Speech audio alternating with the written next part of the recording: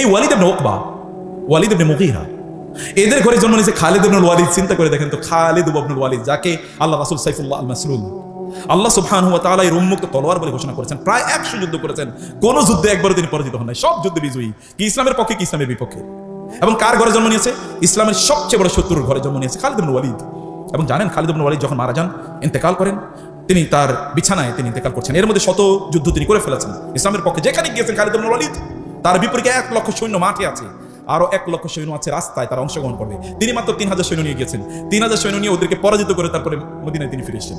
সত্য 2 লক্ষ, তিনি মাত্র 3000, মানে আপনি প্রায় দ্বিগুণের চেয়ে বেশি, প্রায় আপনার কি মানে 200 গুণ, প্রায় যদি এরকম একটা অবস্থা, প্রায় 100 গুণ প্রায় এরকম একটা অবস্থায়, প্রায় 100 গুণ এরকম সৈন্যদেরকে পরাজিত করে তারপরে তিনি চলে এসেছেন মদিনায়। এবং তিনি তার বিছানায় তিনি মারা যাচ্ছেন। তিনি তার জামাটা খুলে দেখালেন, দেখো তো আমার শরীরে, দেখো তো আমার শরীরে এমন কোনো জায়গা আছে কিনা যেখানে তলোয়ারের চিহ্ন নাই, তলোয়ারের আঘাতের অথবা তীরের আঘাতের অথবা বর্ষার আঘাতের এমন কোনো জায়গা আছে? না, কোনো জায়গা নেই, সব জায়গায় ক্ষত ক্ষত। আমি কি প্রাণান্তকরভাবে চেষ্টা করেছিলাম, যুদ্ধের মধ্যে আমি মারা যাবো, আমি শহীদ, আমার কি চেষ্টা ছিল, কি আগ্রহ ছিল, কি আকাঙ্ক্ষা ছিল, কিন্তু দেখো আমি আমার এই বিছানায় মারা যাচ্ছি, অথচ যুদ্ধ করে আমার জীবনটা কাটিয়ে দিয়েছি। কেউ এই জিনিস আপনাকে বললেন, ইয়াস, আপনার কি মনে নেই আল্লাহ রাসূল আপনাকে সাইফুল্লাহ আল মাসলুল বলেছে? আপনি কেন মন খারাপ করছেন? আপনি কি জানেন না যে ব্যক্তি শাহাদাতের তামান্না করে তিনি যদি তার বিছানায় মারা যায়, তাহলে আল্লাহ তাআলা তাকে শাহাদাতের মর্যাদা প্রদান করবেন। এরপরে তিনি মারা গেলেন। মদিনায় নারীরা কান্নার রোল, কারণ প্রত্যেকটা নারী স্বপ্ন দেখতো তার ঘরে যদি একটা খালিদ ইবনুল ওয়ালিদ জন্ম নিত।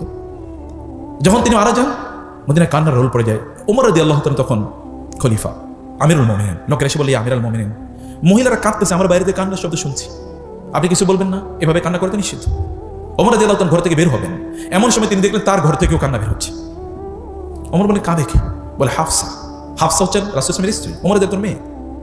হাফসা কাঁদছে এবং হাফসা কাছে ওয়া খালেদা, হায় খালেদ বলে কাঁদছে। ওমর রাদিয়াল্লাহু বসে পড়লেন, তিনিও কান্না শুরু করে দিলেন। তিনি বলেন, হাফসারা যদি খালেদের জন্য কাঁদে, তাহলে গোটা মুসলিম উম্মাহই খালেদের জন্য কাঁদা উচিত। আমি এই কান্না থেকে মানুষকে থামাতে পারবো না, কাঁদাই উচিত, এটা খালেদের জন্য কাঁদা উচিত। তা আপনারা তো এই বয়সে আছেন, আপনি কেন একজন খালেদ হবেন না? কেন হবেন না? আপনার সেই শক্তি কি নাই? তাহলে আগ্রহটা এখানে নাই, অথবা ডেস্টিনেশন আপনাদের কাছে ক্লিয়ার না, আপনাদের কাছে মূল গন্তব্য স্পষ্ট না, গন্তব্যের কথা আমাদেরকে কেউ বলে না, আমাদেরকে কেউ জানায় না, শোনায় না যে আমি কি করব, কি হতে চাই, হওয়া দরকার কি, সে স্বপ্নগুলো আমাদেরকে দেখায় নাকি। খুবই আনফর্চুনেটলি আমরা ভিন্ন একটা গ্রহে বসবাস করছি। ভাইয়েরা, আমার ছোট ভাইয়েরা, তোমরা আমার ছাত্রের ছাত্র, আমার ছাত্র একজন ইউনিভার্সিটির প্রফেসর, কোথাও কোথাও তার ভাইস চ্যান্সেলর হয়ে গেছে। যদিও আমি একেবারে যখন আমি শিক্ষকতা শুরু করি, তখন আমার ছাত্ররাও আমাকে সে মাঝে মাঝে তুমি করে বলতো, মনে করতো যে মনে হচ্ছে যেন উনি তো আমাদেরই এখানকার একজন। তুমি কোন ক্লাসে পড়ো, কোন সেমিস্টারে পড়ো? তো আমি বলছি যে আপনাদেরকে, আপনারা অনুগ্রহ করে,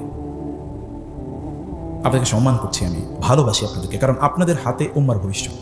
আপনি জেগে উঠলে এই উম্মাকে কেউ দমিয়ে রাখতে পারবে না। এবং আপনাদেরকে দমিয়ে রাখার জন্য গোটা পৃথিবীর সকল আয়োজন, জানেন, আপনাদেরকে দমিয়ে রাখার জন্য, আপনি যেন জেগে না উঠেন, এই কারণে সকল আয়োজন, গোটা পৃথিবী সব কিছু। আপনার ঘুমিয়ে থাকবেন না প্লিজ। আমাদের কবি তো এই কথা বলে গিয়েছেন, তোমার ছেলে জাগলে মাগো রাত পোহাবে তবে। মা, তোমার ছেলে জাগে, তুমি আমাকে কেন ঘুম পাড়িয়ে রাখছো, কেন ঘুমিয়ে থাকতে বলছো তুমি? আমি জাগলে তো রাত পোহাবে। গোটা উম্মার উপর রাত জেগে এসছে, দেখেন না আপনারা? গোটা মানবতার উপর যা রাত জেগে উঠেছে, দেখেন না আপনারা? আপনাকে জেগে উঠতে হবে পজিটিভলি, তার জন্য নিজকে তৈরি করতে হবে। এবং নিজের তৈরি করার জন্য 1 নম্বর ধাপ হলো ফোকাস। আপনি কি করতে চান তা নির্ধারণ করুন।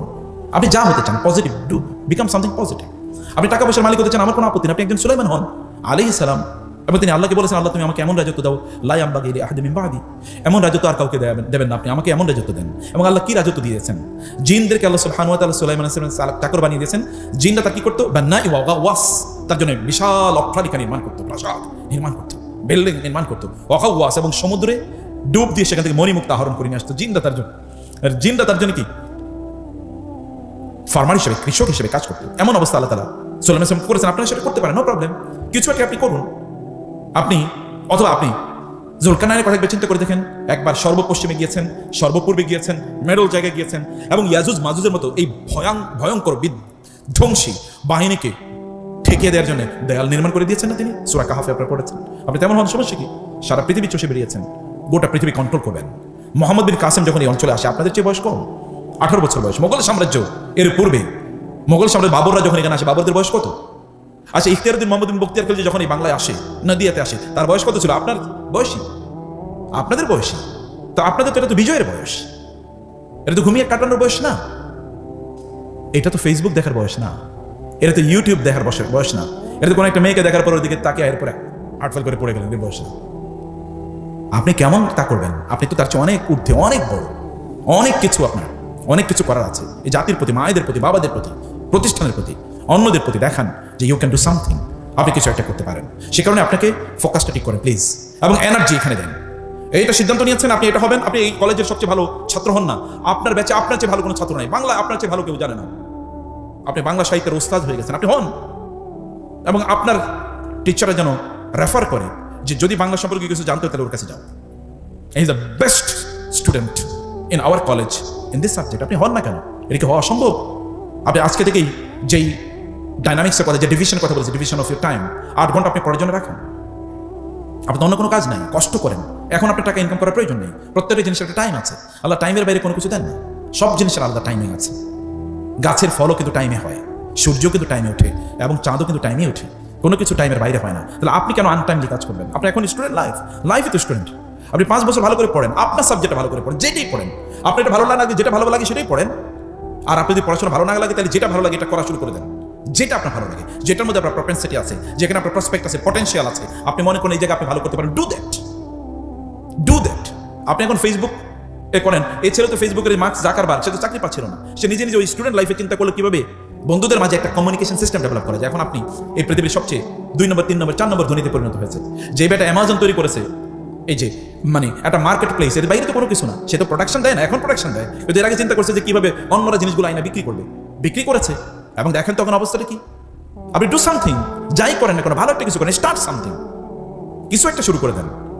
আপনি যদি এলন মাস্কের কথা বলেন, সেই পৃথিবীর সব কোন ইউনিভার্সিটিতে পড়েছে, ঢাকা কলেজে হয়তো পড়ে নেই, কিন্তু তারপরে দেখেন না তারা পৃথিবী চালায়।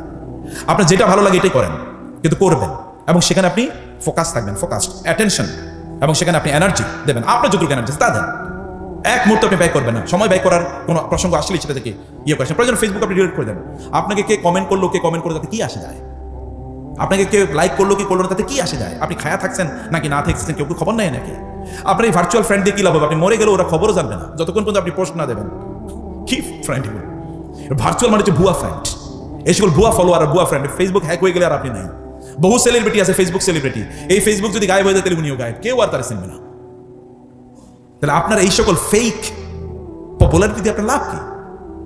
আপনি ফেসবুকে কমেন্টের পর কমেন্ট, লাইক দিলে আপনার আই হ্যাভ বিকাম সামথিং, 50টা লাইক পড়ছে। আর কোনো লাইক না পড়লে আপনার মনে হয় আরে এই জীবনটা আত্মহত্যা করাই ভালো, কেউ লাইক দিল না আমার। আপনি একটা ভিডিও আপলোড করে দেখলেন যে আপনি 3 বার দেখা আছে ভিউ, 3 বার আপনি শুধু দেখছেন আর কেউ দেখেনি, এবং এই কারণে আপনার মন খুবই খারাপ। আরে করি কি এই সময়টা আপনি ওইখানে দেখেন, কারণ future is yet to start, আপনার ভবিষ্যৎ এখনো শুরুই হয়নি। এবং টাইম, ওইখানে টাইম দেন। আবার বলছি কি focus, energy, time, focus, energy, time, ওইখানে আপনার শক্তি ব্যয় করেন, মেধা ব্যয় করেন, একটা সিদ্ধান্ত নেন এবং দেখেন আপনি কোনটা করবেন। এবং ডু সামথিং পজিটিভ, হারাম জিনিস করবেন না, ভালো একটা জিনিস করেন যেটা আপনার জন্য, সমাজের জন্য কাজে লাগবে। এমন একটা কিছু নির্ধারণ করেন। ফোকাস লেস করে দেয়া, এম লেস করে দেয়া, ডেস্টিনেশন লেস করে দেয়া, এটা শয়তানের জন্য। আল্লাহ বলেছেন আফা হাসিবতুম আন্নামা খালাকনাকুম আবাসা ওয়া আন্নাকুম ইলাইনা লা তুরজাউন, তোমরা কি মনে করছো তোমাদেরকে এমনি বানাইছি, তোমরা আমার কাছে ফিরে আসবে না? জিজ্ঞাসা আমি তোমাদেরকে করবো না?